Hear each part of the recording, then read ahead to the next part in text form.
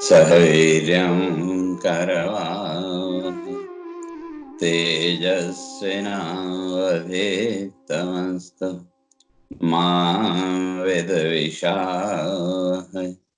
ओम शांति शांति शांति। शंकरं शंकराचार्यं केशवं बादरायणं सूत्रभाष्य कृतौ वन्दे भगवन्तौ पुनः पुनः। ईश्वरो गुरुरात्मेति मूर्तिभेदविभागिने व्योमवद्व्याप्तदेहाय दक्षिणामूर्तये नमः। ओम शांति शांति शांति।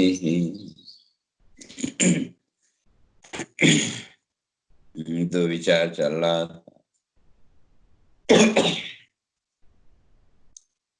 भगवान इस बात को स्पष्ट करके आए थे कि परिवर्तन संसार का नियम है। तो जैसे शरीर में परिवर्तन होता है,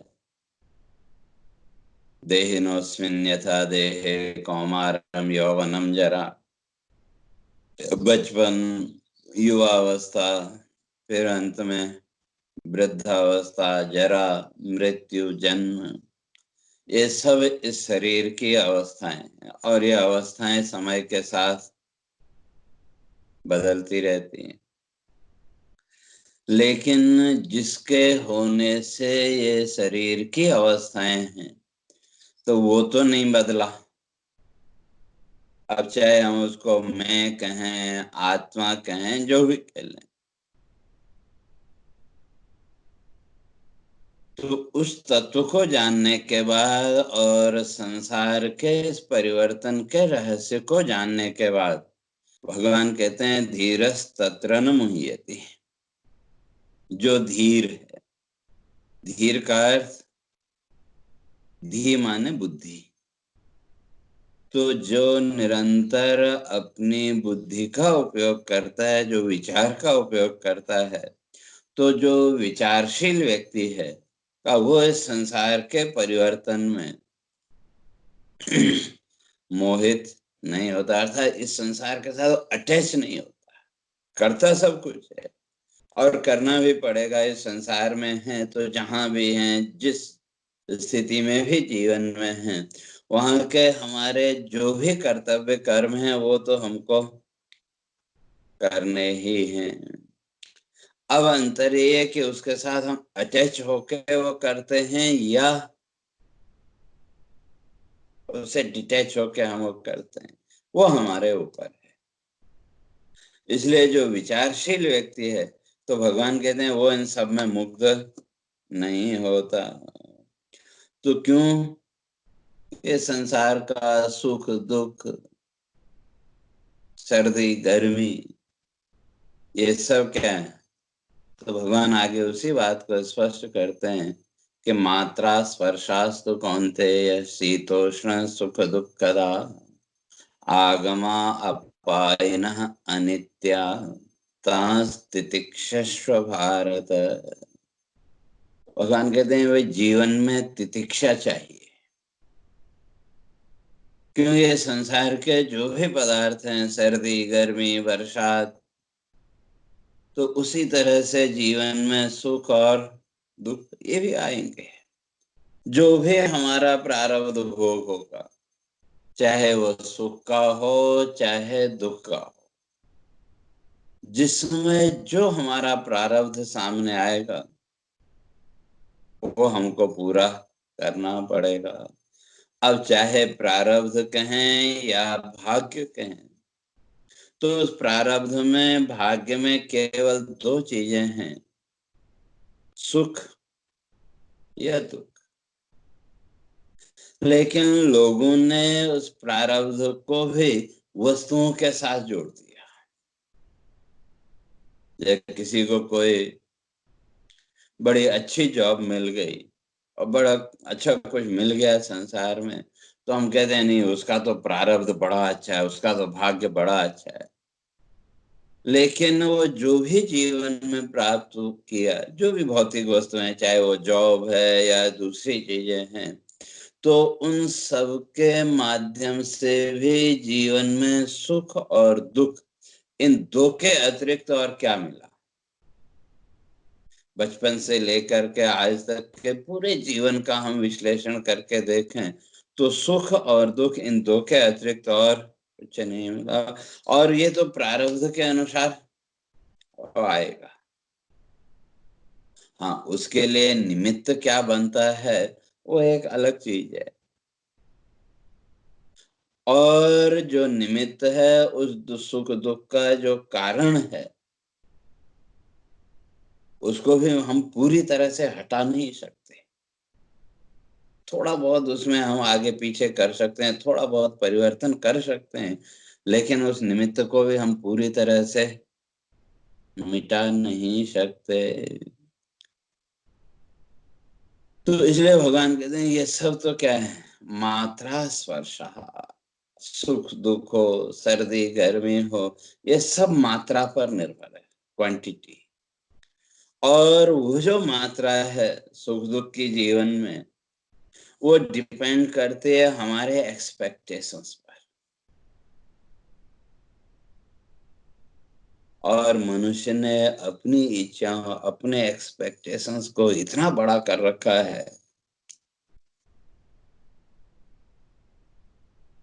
कि इस संसार के अतिरिक्त और मनुष्य को कुछ दिखता ही नहीं है। और फिर जो भी हमारी इमेजिन, जो भी हमारी कल्पनाएं हैं, उन कल्पनाओं के अनुसार जीवन चलता रहा तो हम अपने को सुखी मान लेते हैं। हमारी उन कल्पनाओं के अनुसार जीवन नहीं चला तो हमने अपने को दुखी मान लिया। और ये सब उत्पन्न होने वाले, प्रकट होने वाले, और प्रकट हुए उसके साथ नष्ट भी हो गए। सुख और दुख की ही अगर बात करें तो बचपन से लेकर के आज तक जीवन में एक जैसी स्थिति रही क्या? सुख भी आया और दुख भी आया। न सुख स्थायी था और न दुख स्थायी। जिस सुख को हमने अपने जीवन का सबसे बड़ा सुख माना, आज अगर देखें तो उस सुख की कुछ यादों के अलावा हमारे पास क्या है? अर्थात जिस सुख को हमने जीवन का सबसे बड़ा सुख माना था, वो भी समय के साथ हो भी गया। और जिस दुख को हमने जीवन का सबसे बड़ा दुख माना था, वो भी समय के साथ हो भी गया। लेकिन इस सुख दुख का जो विटनेस, जो साक्षी, अर्थात मैं तो वही का वही है। तो इसलिए भगवान कहते हैं ये तो आएंगे और जाएंगे, सुख दुख भी आएंगे प्रारब्ध के अनुसार। और प्रकृति के अनुसार जीवन में सर्दी गर्मी भी आएगी, वो भी अपने समय से सर्दी आएगी, अपने समय से गर्मी भी आएगी, उसमें हम कुछ नहीं कर सकते। हाँ, उस सर्दी गर्मी से अपने बचाव का उपाय हम कर सकते हैं, लेकिन सर्दी गर्मी को हम रोक नहीं सकते। तो उसी तरह से जीवन में जो हमारा प्रारब्ध है, उस प्रारब्ध के अनुसार जो भी सुख और दुख है, वो सुख और दुख भी आएगा, उसको हम रोक नहीं सकते। और जो भी हमारा प्रारब्ध भोग होगा, वो हमको भोगना ही पड़ेगा, वो हमको पूरा करना ही पड़ेगा। उसका जो कारण है वो बदल सकता है। जैसे कभी यूं समझो किसी आदमी को बुखार हो गया, तो आप डॉक्टर के पास गए और डॉक्टर ने चेकअप किया, 2 गोलियां लिख के आपको दी, गोली लेके आए, गोली आपने खाई, टैबलेट, तो उससे वो बुखार तो दूर हो गया। लेकिन कभी कभी वही दवा साइड इफेक्ट भी कर जाती है कि, तो अर्थात भाई एक जो कारण था दुख का, जिसको हमने दुख का कारण माना था, उस दुख के कारण को हमने हटाया, तो दूसरा सामने आके खड़ा हो गया, और दूसरे को हटाया, फिर तीसरा खड़ा हो जाएगा। तो जब तक वो हमारा प्रारब्ध भोग है, चाहे वो एक सामान्य व्यक्ति हो, चाहे कोई तपस्वी हो, योगी हो, वो भोग तो पूरा करना ही पड़ेगा। तो इसलिए उसमें भगवान कहते हैं तितिक्षा, उसको सहन करने की सामर्थ्य अपने अंदर पैदा करनी पड़ेगी। जो भी जीवन में आया, चाहे सुख है या दुख है, उसको सहन तो करना पड़ेगा। और यही है कि उसको हम तितिक्षा के साथ सहन करते हैं या रोके सहन करते हैं। मुझे एक बात याद आई, शास्त्रकार कहते हैं कि वे होते हैं ना गोरखनाथ जी, तो वो तो बड़े योगी थे, तपस्वी थे। कहते हैं एक बार उनको भगंदर हो गया, फिस्टूला हो गया, तो उससे बड़े परेशान, और 12 वर्षों तक उससे वो परेशान रहे। और जब 12 वर्ष उनके पूरे होने को आए, तो जिस रास्ते से जाते थे, तो कहते हैं वहां एक जो जड़ी थी, तो वहां से आवाज आई, कह रहे गोरख, तुम ये जड़ी को घिस के लगाओ अपने जख्म पर, अपने घाव पर, तो तुम्हारा वो घाव ठीक हो जाएगा। और वो तो योगी थे। तो कहते हैं उन्होंने पूछा, भाई मुझे 12 वर्ष हो गए इस रास्ते से आते जाते हुए, भाई आज तक तुमने क्यों नहीं बताया? तो कहते हैं कि वो जड़ी ने जवाब दिया कि अभी तक तुम्हारा जो प्रारब्ध भोग था, वो प्रारब्ध भोग तुम्हें भोगना था। तो अगर इस बीच में तुम लगाते भी, तब भी ये जड़ी काम नहीं करती। अब तुम्हारा प्रारब्ध भोग पूरा होने को आया, तो इसलिए अब तुम ये जड़ी लगाओ, तो तुम्हारा ये घाव जल्दी ठीक हो जाएगा। तो कहते हैं गोरखनाथ जी ने कहा कि भाई जब प्रारब्ध भोग पूरा होने को ही आया, तो अब मैं ये जड़ी लगाऊं या नहीं लगाऊं, तो वैसे भी ठीक हो। तो कहने का तात्पर्य ये, इस संसार में जो भी प्राणी आया है, चाहे वो एक सामान्य मनुष्य हो, चाहे कोई बहुत बड़ा योगी तपस्वी हो, चाहे पशु पक्षी आदि जो भी है, जो जिसका प्रारब्ध भोग है, चाहे वो सुख का हो चाहे दुख का हो, वो तो पूरा करना ही पड़ेगा। अब करना पड़ता है।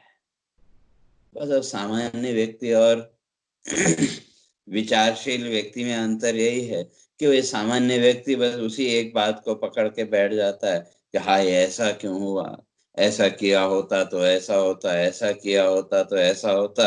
वो उसी अपनी कल्पनाओं में वो दुखी रहता है। और जो विचारशील व्यक्ति है, वो उसको सहज भाव से एक्सेप्ट कर लेता है, भाई ठीक है, जो आया ठीक है, तो ठीक है, वो जो दुख है या हमको जो नहीं पसंद है, उससे हम कैसे बाहर निकल सकते हैं, वो उसका विचार करता है।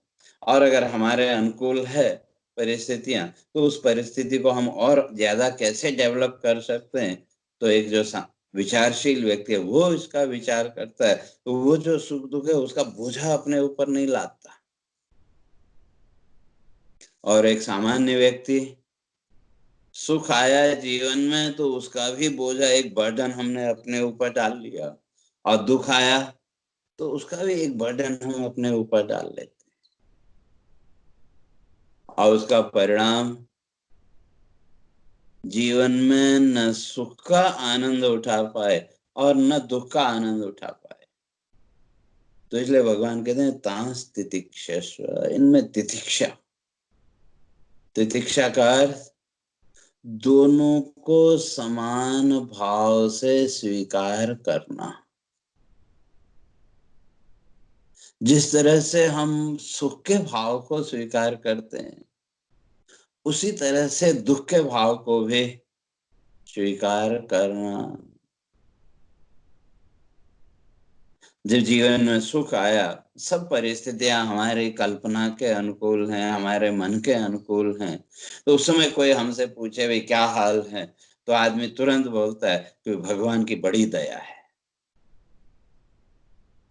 जब सुख भगवान की दया है, तो फिर दुख को हम परमात्मा की दया नहीं मानते।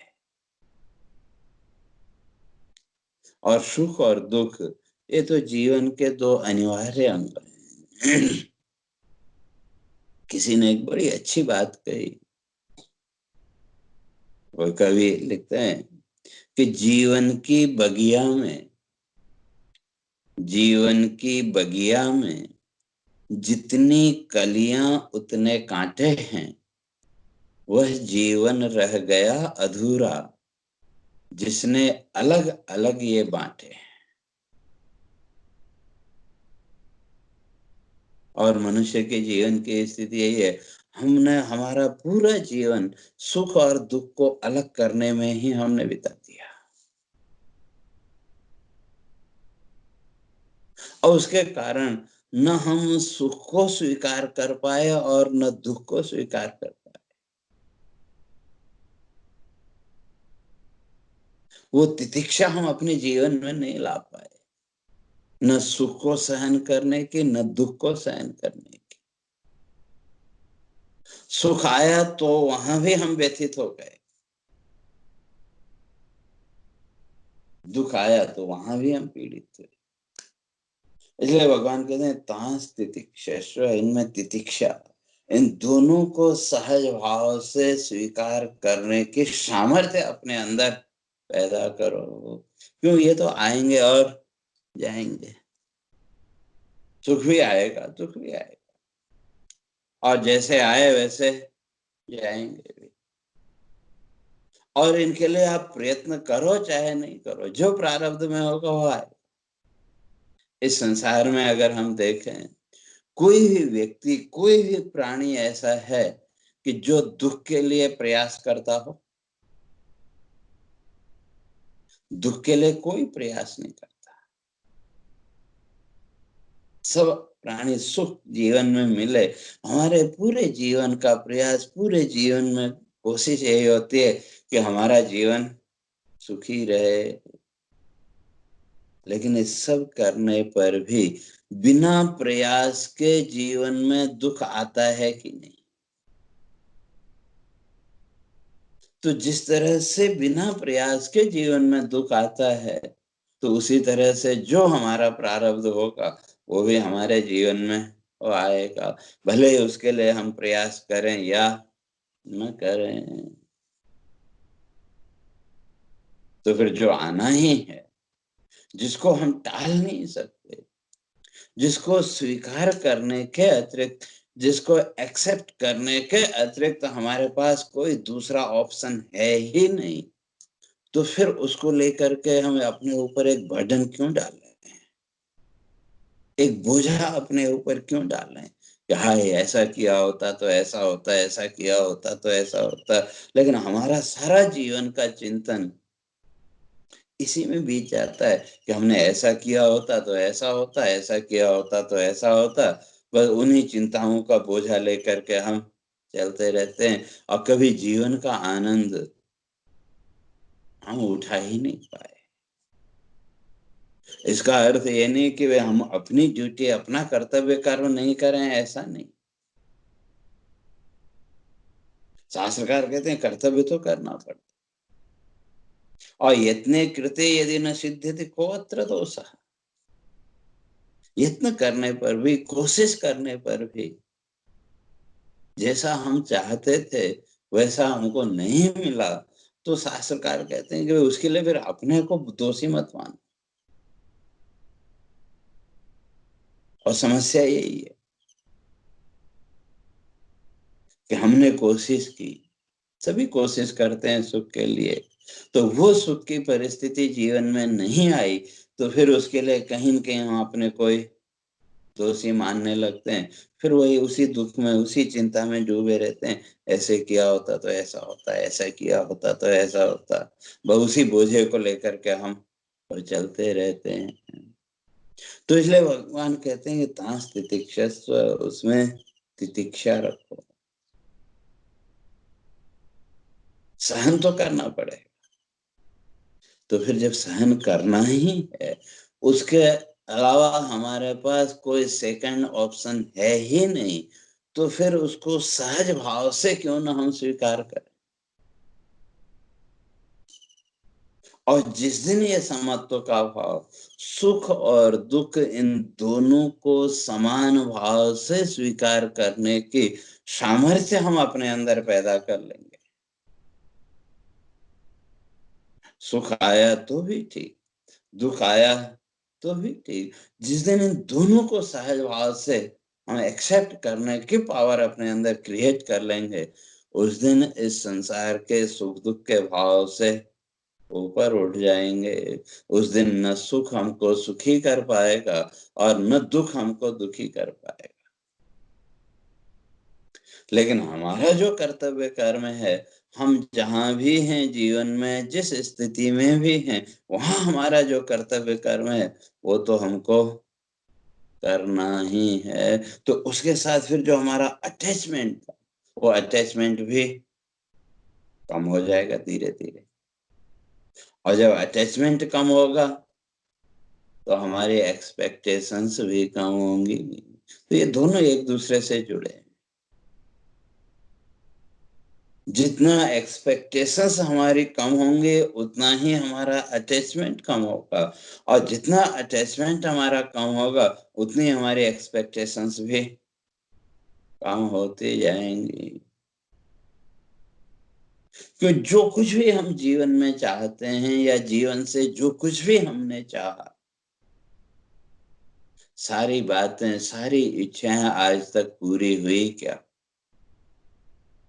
कोई भी मनुष्य संसार में ऐसा नहीं जो ये कह सके कि उसकी सारी इच्छाएं पूरी हुई। कुछ पूरी हुई, कुछ नहीं हुई।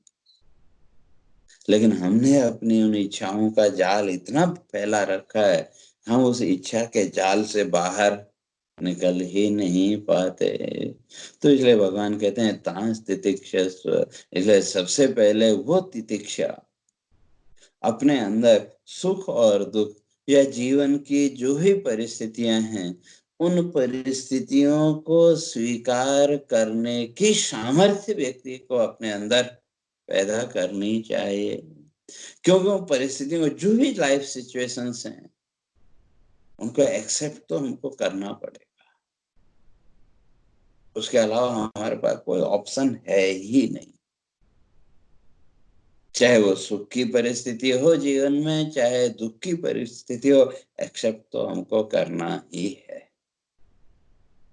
बस अब एक सामान्य व्यक्ति है, वो उसको दुखी होकर के स्वीकार करता है, और जो विचारशील व्यक्ति है वो सहज भाव से भाई जो भी है ठीक है, भाई हमें हमारा जो कर्तव्य कर्म है, हमें हमारी जो ड्यूटी है वो हमको करनी है। जिस दिन ये भाव हमारा दृढ़ हो जाएगा, उस दिन इस संसार से जो भी एक्सपेक्टेशंस, जो भी आशाएं हमने जोड़ रखी हैं,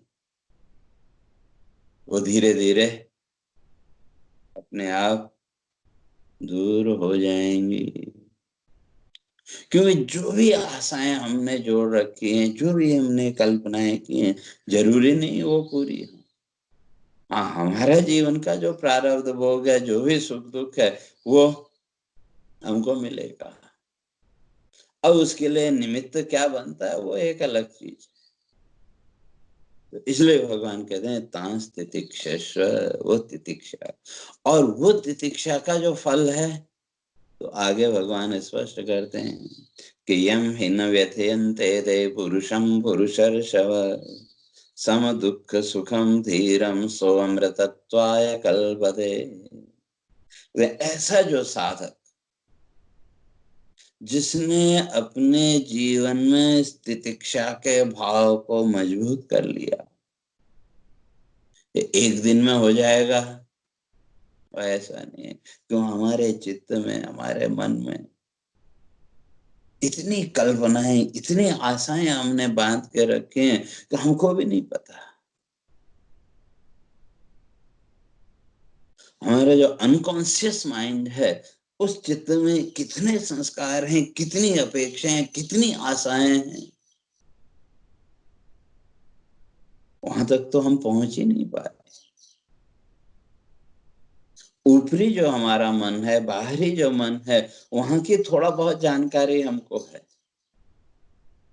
या यूं कहें कि बचपन से लेकर के आज तक हमने जो कल्पनाएं की, जो भी इच्छाएं की, उनका तो हमको थोड़ा बहुत ज्ञान है। पूरा वो भी नहीं है, वो भी अंदर बहुत सी बातें दबी हुई हैं।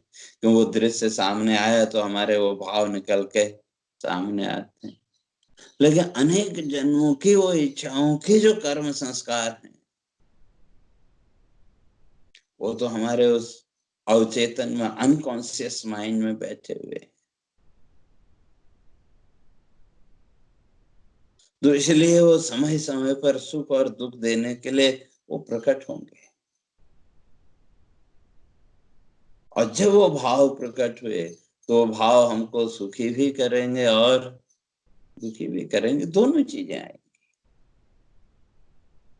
वो भाव हमको प्रसन्नता भी देंगे और दुख भी देंगे। लेकिन हम बस उस सुख दुख के भाव में अपने को बांध देते हैं। भगवान कहते हैं उससे बाहर निकलना है, उन दोनों भावों को सहन करने की सामर्थ्य पैदा करने, सहन तो करना है। और ये जो अभी सुखी और दुखी होके सहन करते हैं, तो इससे ऊपर उठ के सहज भाव से, समान भाव से उसको स्वीकार करना। तो वो जब जीवन में स्थिति आ गई तो भगवान कहते हैं यम ही न व्यथयन्ति एते पुरुषम पुरुषर्षभ।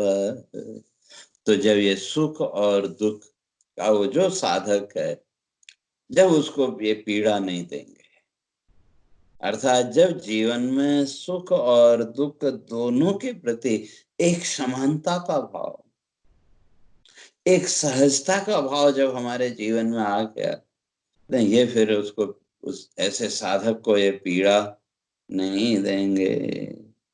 तो वो सम दुख सुखम धीरम, वो तो फिर सुख और दुख दोनों में समत्व का भाव। सुख आया तो भी ठीक, दुख आया तो भी ठीक। अर्थात सुख में भी सुखी नहीं और दुख में भी दुखी नहीं। और जहां तक सुख और दुख की बात है, तो मैंने पहले भी कहा था कि ये तो हमारी कल्पनाओं पर निर्भर है।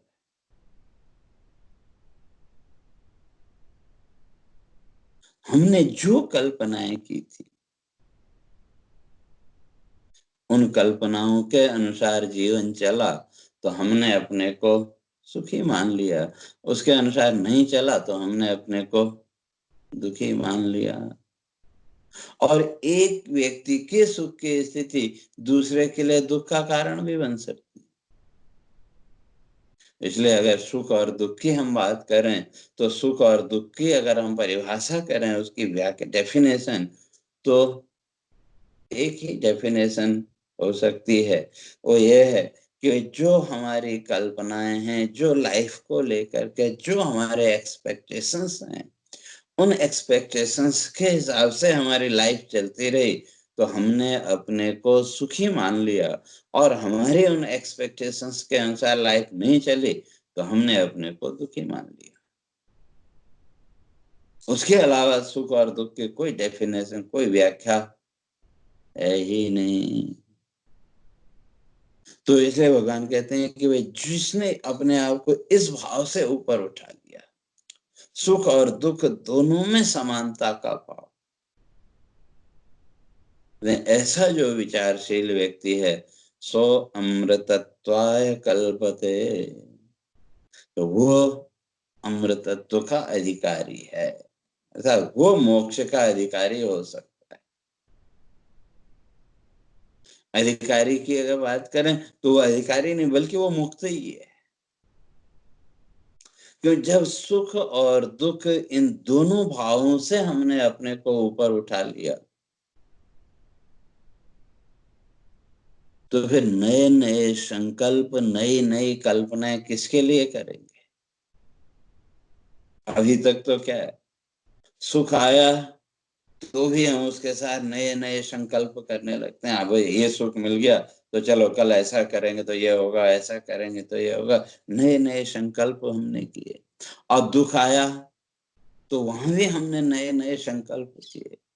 और जिस दिन इन दोनों से ऊपर अपने को उठा लिया, जिस दिन इन दोनों के प्रति जीवन में समता का भाव आ गया, तो उस दिन इस सुख और दुख से ऊपर उठ जाएंगे। अर्थात संसार की तरह तरह की कल्पनाएं, संसार के तरह तरह के संकल्पों से जब हम ऊपर उठ गए, तो हम उस मोक्ष के, उस परम आनंद के अधिकारी जीवन में बन जाएंगे। तो इसलिए भगवान कहते हैं सम दुख सुखम धीरम। धीर अर्थात वही विचारशील व्यक्ति जो सुख और दुख इन दोनों में समत्व का भाव जो ले आया, तो वो अमृतत्वाय कल्पते। वो उस अमृतत्व का, वो उस मोक्ष का अधिकारी है। तो तब प्रश्न है, वो ये तो बात ठीक है, लेकिन अपने आप को इस सुख दुख के भाव से ऊपर उठाएं कैसे? उसके लिए कोई न कोई विचार प्रक्रिया, कोई न कोई थिंकिंग प्रोसेस तो होना चाहिए। क्यों? अभी तक तो हमने केवल इस संसार की जो कल्पनाएं हैं, इन कल्पनाओं को का पूरा होना, उसका नाम सुख, और इन कल्पनाओं के पूरे न होने का नाम दुख, वही हमारे पास है। तो इस संसार के सुख दुख के अतिरिक्त हमारे पास कोई जीवन दृष्टि है ही नहीं। हमारे पास कोई सोच की प्रक्रिया है ही नहीं। तो इसलिए वो विचार कैसे करें, कैसे इस सुख दुख के भाव से अपने आप को ऊपर उठाएं? तो उसके लिए भगवान आगे स्पष्ट करते हैं कि ना सतो विद्यते भाव, ना भाव विद्यते शतः। कहते हैं जो असत है, जो झूठा है, उसका अपना कोई एग्जिस्टेंस है नहीं। और जिसका एग्जिस्टेंस है, तो उसका कभी नाश नहीं हो सकता। जिस दिन जीवन में ये निश्चय हो गया, कहते हैं उस दिन साधक इस सुख और दुख दोनों भावों से ऊपर उठ जाएगा। तो कैसे, उसकी चर्चा कल करेंगे। हरि ओम। पूर्णमदः पूर्णमिदं पूर्णात् पूर्णमुदच्यते पूर्णस्य पूर्णमादाय पूर्णमेवावशिष्यते। ओम शांति शांति शांति। शंकरं शंकराचार्यं केशवं बादरायणं सूत्रभाष्य कृतौ वन्दे भगवन्तौ पुनः पुनः। ईश्वरो गुरुरात्मेति मूर्तिभेदविभागिने व्योमवद्व्याप्तदेहाय दक्षिणामूर्तये नमः। ओम शांति शांति शांति।